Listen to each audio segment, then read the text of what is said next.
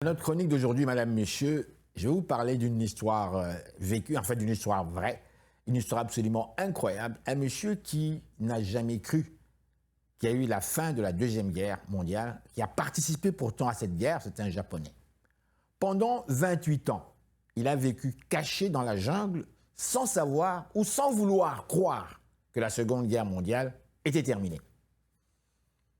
En janvier 1972, deux chasseurs inspectant des pièges à crevettes sur l'île de Guam aperçoivent un mouvement dans les broussailles. Ils pensent d'abord à un sanglier.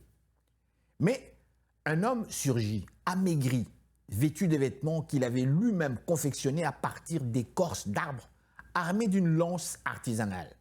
Pris de panique, il tente de les repousser avant de s'effondrer. Il ne pèse qu'une trentaine de kilos. Son nom est Soichi Yokoi, ancien sergent de l'armée impériale japonaise. J'espère que j'ai bien prononcé. Depuis 1944, il vivait seul dans la jungle.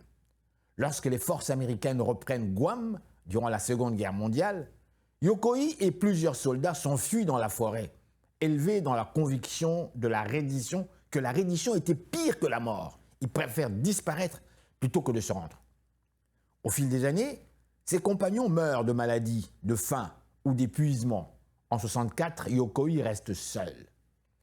Pendant près de 3 décennies, il survit grâce à une incroyable ingéniosité. Il fabrique ses vêtements avec des fibres d'écorce, pièges de crevettes, des anguilles et des petits animaux, façonnent des outils avec des morceaux de métal récupérés et creuse une minuscule grotte souterraine qu'il dissimule soigneusement sous la végétation.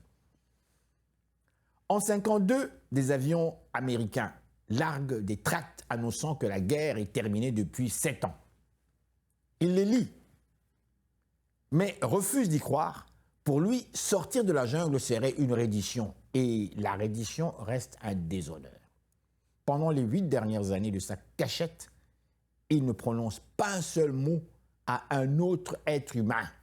Lorsqu'il est enfin découvert en 1972, le Japon l'accueille comme un symbole de persévérance. Des milliers de personnes viennent assister à son retour.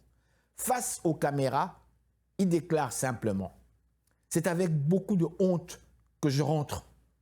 Il ne regrettait pas d'être caché, de s'être caché. Il regrettait d'avoir survécu.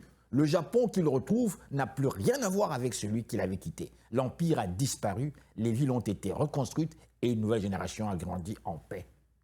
Soichi Yokoi se marie, écrit plusieurs livres et consacre le reste de sa vie à transmettre des leçons de simplicité, de résilience et de sobriété. Il s'éteint en 1997 à l'âge de 82 ans. Sa grotte existe encore aujourd'hui à Guam, non comme un monument à la guerre, mais comme le témoignage bouleversant de ce qu'un être humain peut endurer lorsqu'il reste fidèle jusqu'au bout aux convictions qu'on lui a inculquées. Une histoire fascinante où le courage, l'endoctrinement et la survie se mêlent d'une manière profondément humaine.